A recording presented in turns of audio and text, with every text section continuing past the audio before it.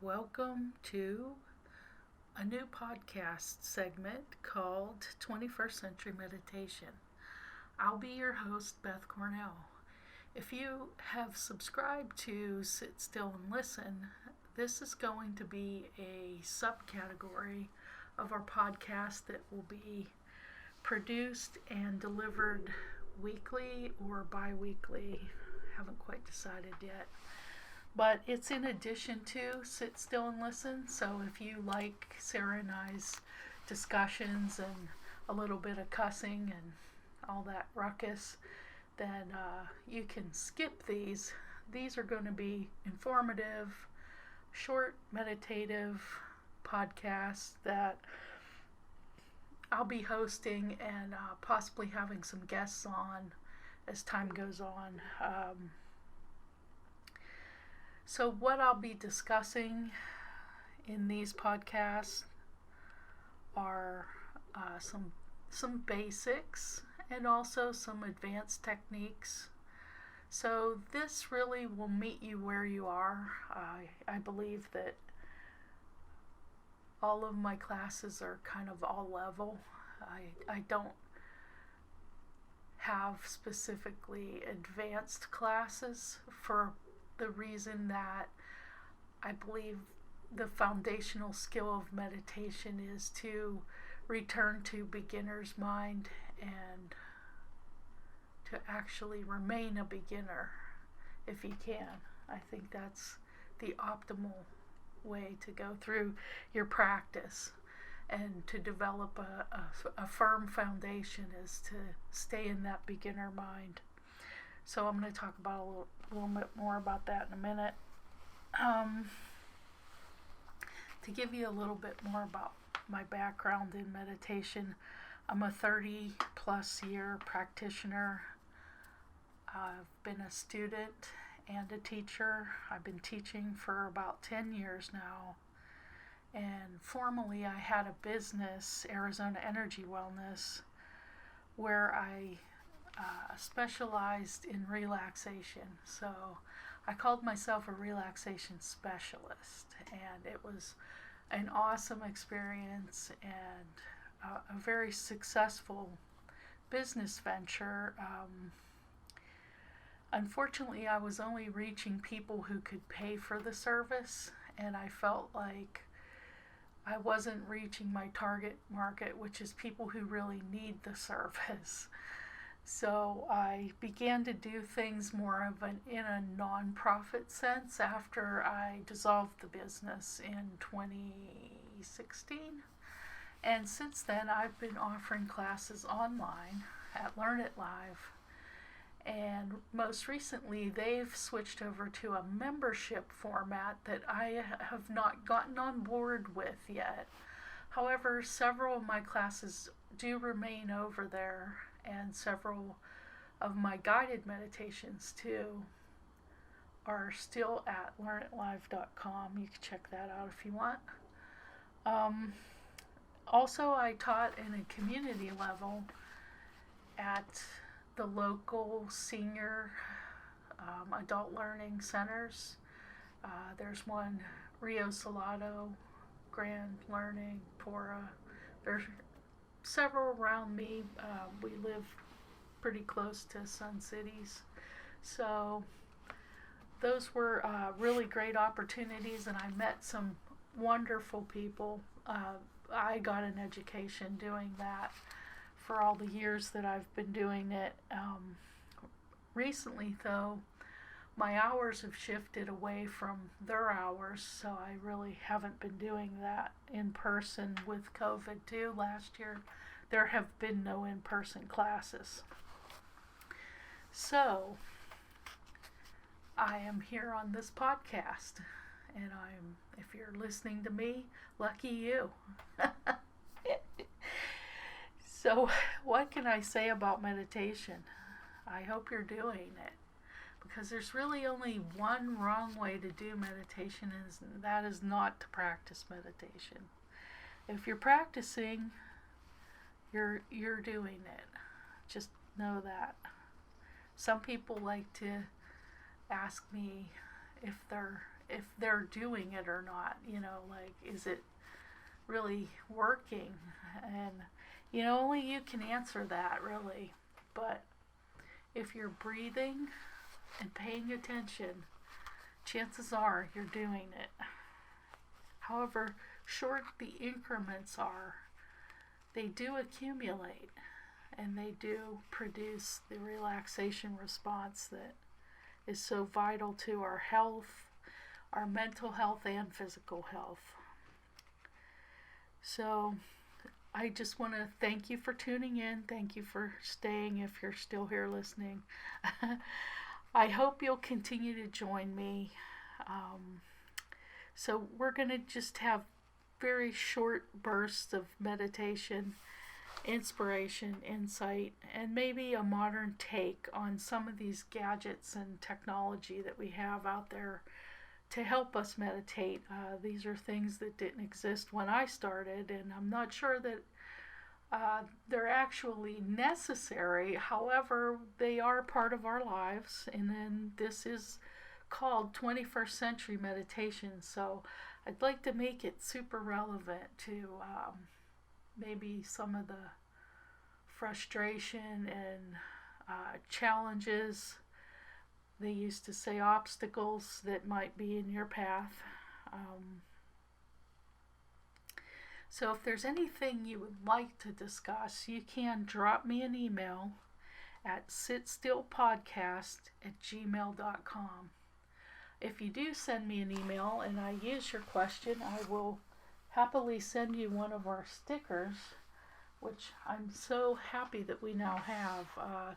They are waterproof, so you can stick them to a hydro flask or your car or whatever you'd like. They're little acrylic stickers.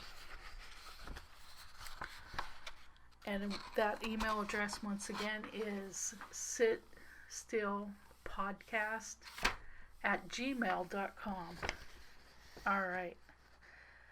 So today's meditation is about, it's a question and answer kind of a thing. Not really a meditation, but I hope this gives you a starting place. And some of the things I'm drawing from are things you may have heard me say before if you've been in any of my classes or you've read any of my writing. I used to write for West Valley Health and Living magazine, ancient long time ago. So some of the material I'm drawing from, I'm just using the same material that I have used before. Some of it is new, but some of it is evergreen. It never goes out of style because it's, like I said, foundational. And once you have it, it's always going to be the same, and you can refer back to it. So that's kind of what I'm doing in starting this with this question. I want to begin a meditation practice. How should I start?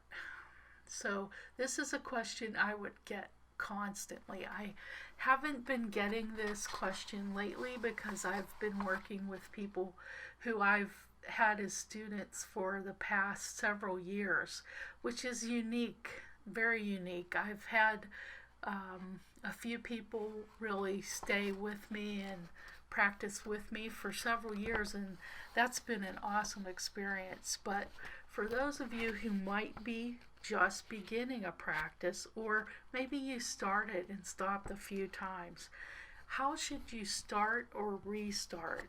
So my answer for that is, before you begin your practice or restart your practice, define for yourself what area of your life or health you'd like to begin with.